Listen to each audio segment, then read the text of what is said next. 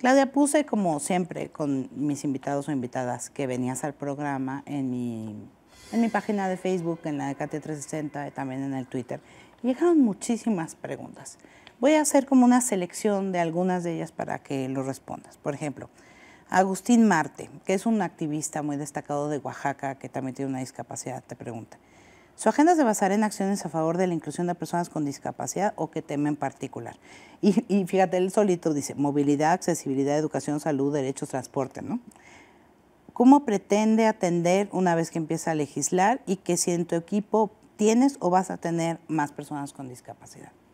Siempre he tenido en mi equipo personas con discapacidad. Mi asesor en Cámara de Diputados es una persona que tiene alguna discapacidad. Allá en Zacatecas también tengo dentro de mi equipo personas que tienen alguna discapacidad. Son parte de mi vida y les reconozco su capacidad y su talento además.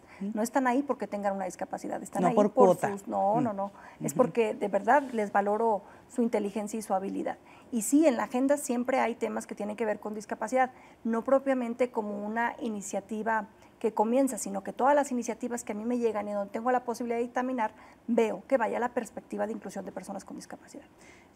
Disman MX también te pregunta: se me ocurren varias. ¿Por qué de todas las legisladoras con discapacidad que ha tenido el PRI, ninguna ha presidido la Comisión de Atención a Grupos Vulnerables? Es una posición estratégica para incidir en la armonización legislativa.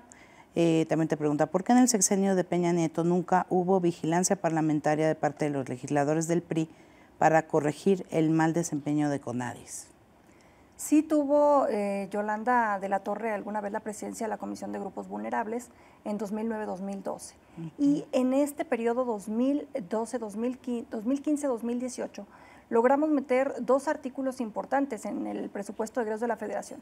Uno que tiene que ver que todo el presupuesto fondeado con el recurso de ese año tendría que tener como prioridad a los sujetos de atención que tuvieran alguna discapacidad. Y otro que decía, y tú lo recordarás muy bien, que tendría que haber un informe a la Comisión de Presupuesto respecto del avance del presupuesto de los programas para la atención a personas con discapacidad y cómo se está aplicando. Y te voy a decir qué fue lo que sucedió, y ahí es donde nos damos cuenta que la legislación no está adaptada con la política pública. No había los indicadores para segregar la información que necesitábamos.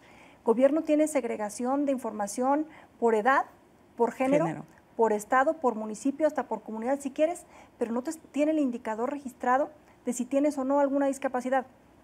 Entonces, ¿y eso está mal o bien? Está mal porque entonces sí quedan, creo yo, limitados hasta en la información que ellos mismos tienen para enriquecer su funcionamiento en la política pública y en la gobernanza pública, y que tendríamos que avanzar en ese tema.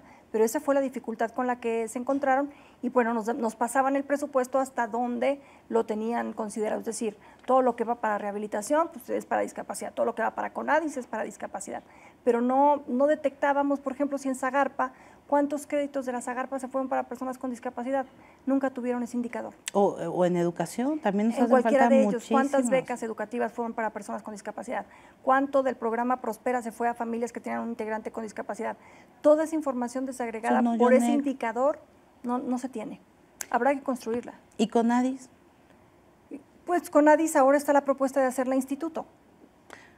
Siempre ha estado tratado, viene incluso en la agenda legislativa del grupo parlamentario de los diputados del PRI. Lo presentamos el otro día y lo leyó René Juárez. Pero te preguntan por qué nunca criticaron el mal desempeño de CONADIS en este sexenio. Sí, hicimos varias reuniones de trabajo, estuvo haciéndose ahí algunos esfuerzos. Creo que faltan muchas cosas por hacer, incluso hay iniciativas que fortalecían al CONADIS que quedaron trabadas en el Senado de la República.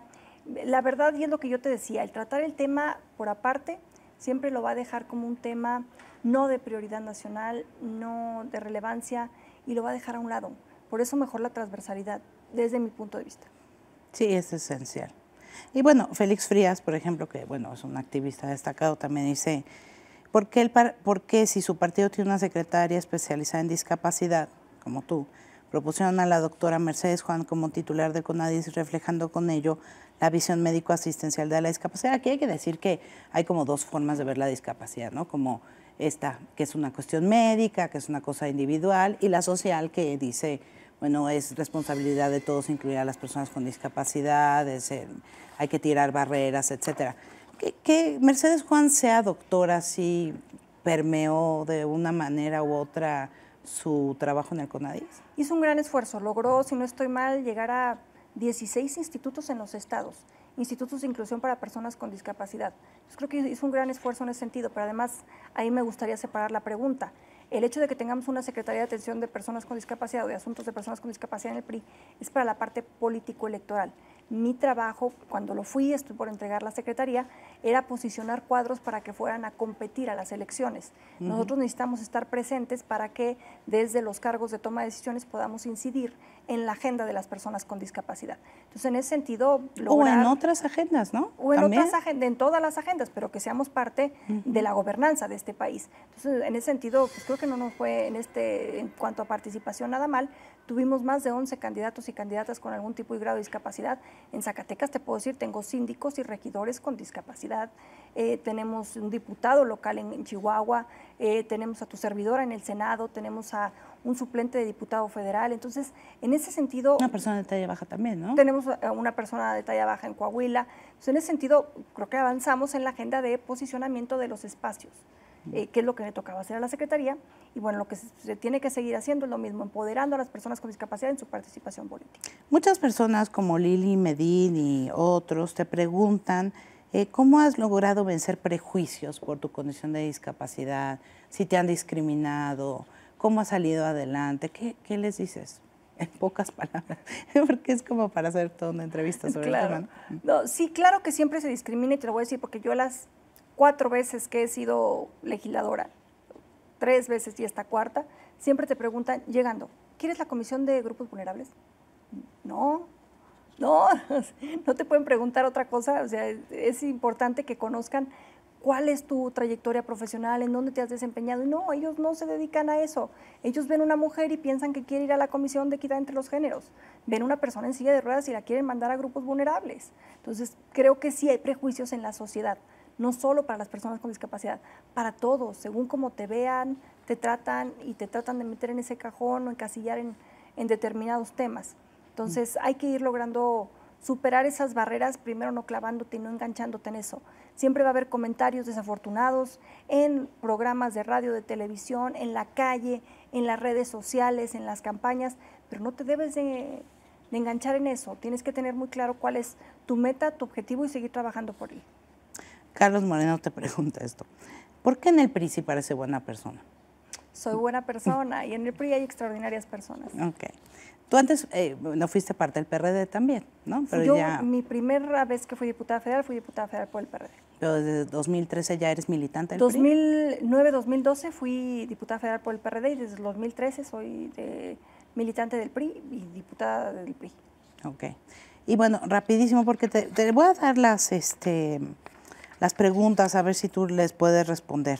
Pero, por ejemplo, Gina Santiagoskovich pregunta que si va a haber más presupuesto para las escuelas de educación especial CAM, porque se hablan de inclusión en la reforma educativa, pero en los carnets no se contemplan las adecuaciones, por ejemplo. Y cuáles son tus iniciativas para que las leyes de inclusión no sean solamente letra muerta. Hemos estado hablando mucho del tema. Te piden que, por ejemplo, hagas una gestión para que Vida Independiente México llegue a más personas. Hacen un gran trabajo. Recientemente estuvieron en Zacatecas y aquí es un tema de estarlos puenteando con los gobiernos estatales para que tengan todas las condiciones y puedan llevar a cabo estos extraordinarios talleres en cada lugar. Sí. Por ejemplo, Mila Jarquín te hace esto es muy interesante, dice, ¿se podría hacer a través del trabajo legislativo lograr una inclusión real de personas con discapacidad en programas de televisión, noticias, espectáculos, telenovelas, shows?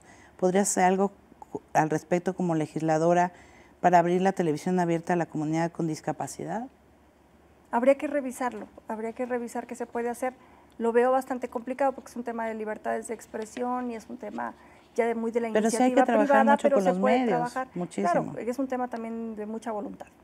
Bueno, te digo muchísimas preguntas y muchos saludos y comentarios positivos de gente que te conoce, que te ha visto trabajar y una petición que cómo van a poder estar en contacto contigo, que si les das su correo. Por ejemplo, te pregunta Vittorio Antonino, creo.